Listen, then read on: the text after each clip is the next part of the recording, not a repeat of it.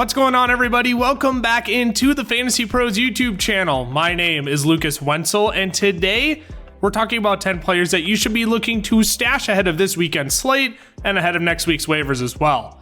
But before we dive into any of those players, if you want a chance at winning a glorious fantasy football championship belt, courtesy of our good friends over at Trophy Smack, the #1 destination for epic fantasy football trophies, you need to subscribe to the Fantasy Pros YouTube channel right now, drop a comment below on this video, and that's it.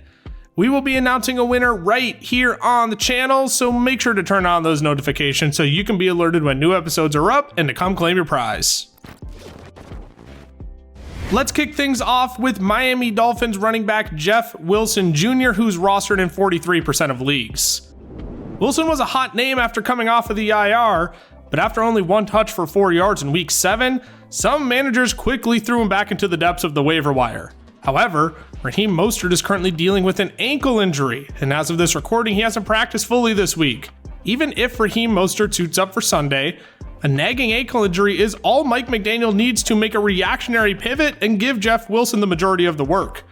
And if Raheem Mostert is unable to go on Sunday, Jeff Wilson will likely lead this backfield while Devon Achane is still on IR as well.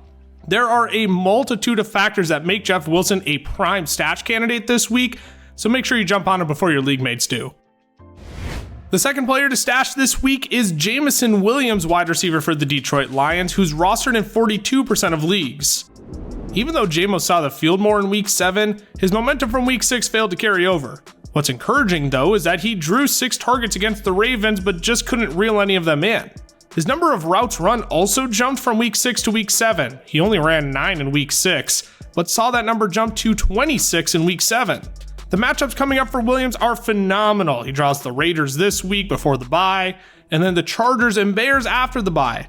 All 3 of those secondaries could be taken advantage of by the speedy sophomore. Up next on our stash list is Cleveland Browns running back Pierre Strong Jr., who's rostered in 11% of leagues. I love Pierre Strong Jr. coming out of South Dakota State University, and now he may get his chance in week 8 to shine. Jerome Ford exited in week 7 with an ankle injury, and he's likely to miss 1 to 2 weeks because of it.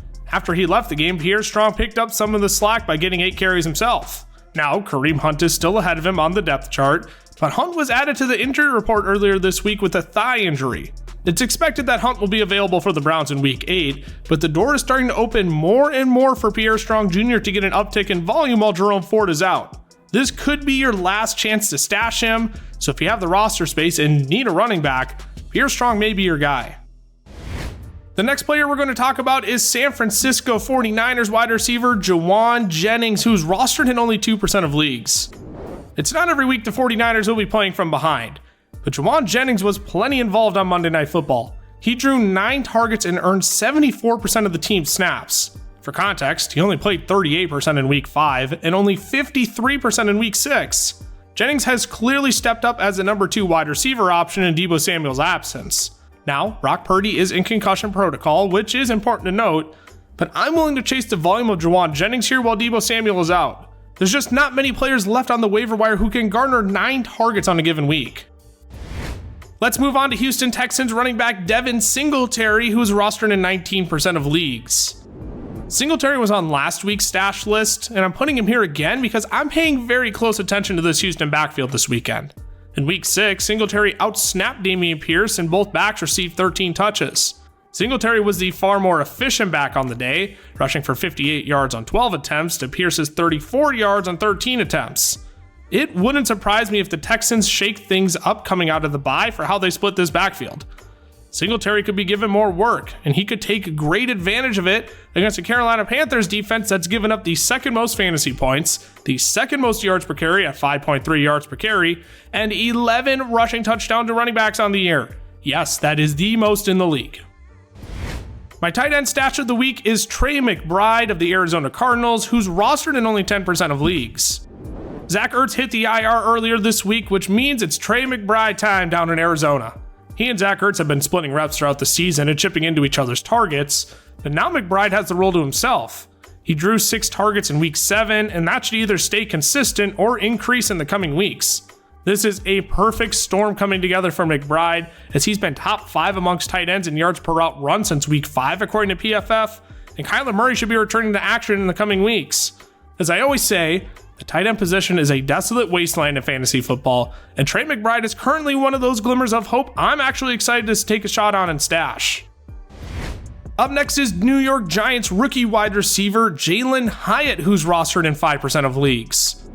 The speedster out of Tennessee drew a career-high 5 targets in Week 7 while accumulating 75 yards. His big playability was on display as his 2 receptions on the day went for 42 and 33 yards. Since Week 4, Hyatt leads all wide receivers in the National Football League in average depth of target at 21.6 yards. There's still plenty of questions and reasons to distrust this Giants offense, but if they can figure a thing or two out, Hyatt could become a very sneaky stash in the second half of the season, and we're going to get a head start on that right now. We're going to dive back into the world of handcuffs now and stash Jacksonville Jaguars running back Tank Bigsby, who's rostered in 12% of leagues. At one point, there was hope for Tank to have standalone value, but that is no longer the case. That being said, he is a premier handcuff stash right now. Travis Etienne currently leads the league in rush attempts and is top 5 in snap share, opportunity share, weighted opportunities, routes run, and route participation.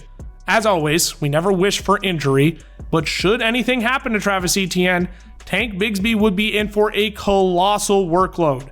At this point in the season, it's becoming critical to have your handcuff running back, and if you're an ETN manager, I would make sure you have Tank Bigsby stashed. Coming in next is Jaden Reed, Green Bay Packers wide receiver, who is rostered in 17% of leagues. Jaden Reed has finished as a top 36 wide receiver 3 times now on the season, and he's getting productive opportunities in this Packers offense.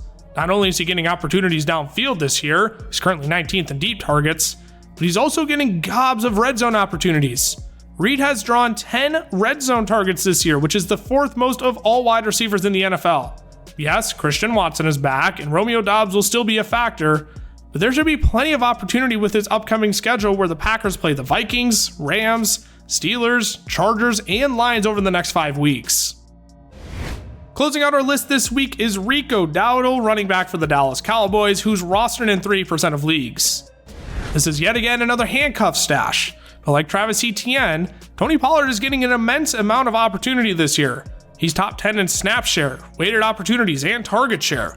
Dowdle has been rotating in every 3rd or 4th series, but if anything happens to Pollard, Dowdle appears to be the next man up and would be stepping into plenty of efficient opportunities in this Dallas Cowboys offense. Alrighty, y'all, that is all I have for you today. Remember, if you want a chance at winning a glorious fantasy football championship belt, courtesy of our good friends over at Trophy Smack, the #1 destination for epic fantasy football trophies, you need to subscribe to the FantasyPros YouTube channel right now, comment below on this video, and that is it. That is all you need to do. We will be announcing a winner right here on the channel, so make sure you turn on those notifications so you can be alerted when new episodes are up and to come claim your prize when we announce it.